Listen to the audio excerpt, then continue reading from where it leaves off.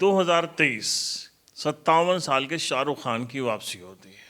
सारे records break हो जाते हैं और शाहरुख खान की पठान और जवान ऐसी कमाई करती है कि फिल्म इंडस्ट्री में अब तक कभी कोई भी फिल्में वहाँ तक नहीं पहुँची कमाई के मामले में। तो इसी साल एक और 67 ईयर्स ओल्ड एक्टर की वापसी होती है जिसका नाम है सनी देओल और उनकी फिल्म गदर 2 ऐसी कमाई करती हैं, ऐसी ज़बरदस्त तरीके से सक्सेस हासिल करती हैं कि सनी देओल एक बार फिर से स्टार बन जाते हैं। जहां एक तरफ शाहरुख खान की 9 साल से कोई भी फिल्म हिट नहीं हुई थी, तो वहीं सनी देओल को पिछले 18 सालों से भूख थी सक्सेस की। दोनों ने ब्रेक लिया और ब्रेक के बाद वापसी हुई और दोनों की फिल्में सुपर हिट रहीं। शाहरुख खान की वापसी पर उनकी तुलना अमिताभ बच्चन और रजनीकांत से की जा रही है, जो उन्होंने 60 साल की उम्र के बाद अपनी दूसरी पारी शुरू की और ऐसा ज़बरदस्त कमबैक किया कि वो फिर से सुपरस्टार हो गए। लेकिन ये दोनों ही स्टार जिस टेम्पलेट को फॉलो कर रहे हैं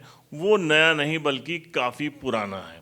यहाँ 60 साल की उम्र में एक ऐसे दिग्गज सुपरस्टार ने वापसी की थी जिसकी फिल्मों ने सारी फिल्मों को पछाड़ दिया था। जी हाँ, बात कर रहे हैं one and only superstar, the king of industry यानी कि दिलीप कुमार। 1976 जब उनका ऑरा ख़त्म हो रहा था, बैराग उनकी फिल्म फ्लॉप हो गई, उसके बाद से उन्होंने एक ब्रेक ले लिया था। दरअसल जो 80s का दौर था उस वक्त अमिताभ बच्चन की तूती बोल रही थी बॉक्स ऑफिस पे।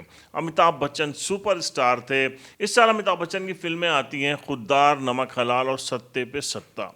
ये तीनों फिल्में बहुत बड़ी हिट रहती हैं। जिस वक्त कहा जा रहा था कि अमिताभ बच्चन को कोई छू भी नहीं सकता, उसी वक्त 1982 की बात है, दिलीप कुमार जिन्होंने एक लंबा ब्रेक लिया था और उनको इंतज़ार था एक अच्छी स्क्रिप्ट की अपनी वापसी करने के लिए, तभी उनके पास पहुंचते हैं मनोज कुमार और मनोज कुमार ने कहा कि दिलीप साहब, मेरे पास एक ऐसा रोल है जो आपको बहुत सूट करेगा। मनोज कुमार से बहुत ही अच्छे रिश्ते थे दिलीप कुमार के, वो मान गए। उसके बाद फिर फिल्म क्रांति जब रिलीज़ हुई तो वो 1982 की सबसे बड़ी ब्लॉकबस्टर फिल्म थी जिसको दर्शकों ने बहुत पसंद किया और उसने उस साल की सारी फिल्मों को पीछे छोड़ दिया। 60 साल की उम्र में दिलीप कुमार को इंडस्ट्री का बेस्ट एक्टर का फिल्म फेयर अवार्ड मिला। यही नहीं, इस फिल्म में ढेरों अवार्ड जीते। इसी साल एक और उनकी फिल्म रिलीज हुई जिसका नाम था विधाता। जी हाँ, विधाता भी बहुत बड़ी ब्लॉकबस्टर थी और इस फिल्म को भी दर्शकों ने अपना बहुत प्यार दिया था। इस फिल्म ने भी ढेरों अवार्ड जीते थे। सुभाष घई को इस फिल्म का बेस्ट डायरेक्टर का अवार्ड मिला था। इसके अलावा कई और अवार्ड इस फिल्म के खाते में गए थे। फिर तो जब दिलीप कुमार साहब का कमबैक हुआ तो ऐसा उनका दबदबा कायम हुआ कि जब भी उनकी फिल्में आती तो दूसरे डायरेक्टर आसपास भी अपनी फिल्म रिलीज़ करने की हिम्मत नहीं दिखाते थे। 1984 में उनकी एक फिल्म रिलीज़ हुई थी मशाल। आपको मशाल तो याद ही होगी, क्या क्लास की ये फिल्म थी और इस फिल्म के अंदर जो रोल था और एक जो सीन था दिलीप कुमार का, तो वो तो इंडस्ट्री का सबसे आइकॉनिक सीन कहा जाता है, जिस वक्त उनकी बीवी मर रही होती हैं और वो उनको हॉस्पिटल ले जाने के लिए मदद मांग रहे होते हैं कि कोई अपनी गाड़ी से किसी भी तरीके से उनको हॉस्पिटल तक पहुंचा जाए, लेकिन उनकी बीवी की डेथ हो जाती है, यानी कि वहीदा रहमान की। क्या सुपर एक्टिंग की थी इस फिल्म के अंदर दिलीप कुमार ने। सब गाड़ी रोको, गाड़ी रोको, अस्पताल पहुंचा दो भाई साहब, अस्पताल पहुंचा दो भाई, ए भाई साहब।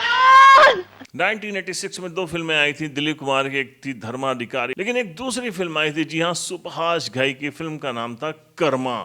बहुत बड़ी एक्शन फिल्म थी, बहुत बड़ी हिट फिल्म थी और इस फिल्म में दिलीप कुमार ने नसीरुद्दीन शाह, जैकी श्रॉफ, अनिल कपूर जैसे बेहतरीन एक्टर्स को डोमिनेट कर दिया था। दिलीप कुमार का ये सफ़र ख़त्म हुआ 1991 में जब उन्होंने सौदागर फिल्म की और ये फिल्म भी बहुत बड़ी हिट हुई, लेकिन इसके बाद से उनको वैसी स्क्रिप्ट नहीं पसंद आ रही थी तो उन्होंने फिल्मों में काम करना छोड़ दिया।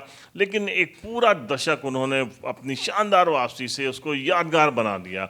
इसके बाद जो 60 पार अगर किसी ने वापसी की थी तो वो वापसी की थी बेहद शानदार अमिताभ बच्चन ने, जिन्होंने मोहब्बतें के ज़रिए अपने वापसी की। उसके बाद तो फिर केबीसी, फिर उसके बाद तो अनेकों फिल्मों में उन्होंने बेहतरीन शानदार एक्टिंग की। लेकिन ये जो दौर की शुरुआत हुई थी और जो सबके आइडियल थे वो बने थे दिलीप कुमार साहब। तो स्टोरी अगर आपको पसंद आई हो तो प्लीज़ हमारे चैनल को सब्सक्राइब करिए। मिलते हैं नेक्स्ट एपिसोड में एक नई स्टोरी के साथ, तब तक के लिए जय हिंद।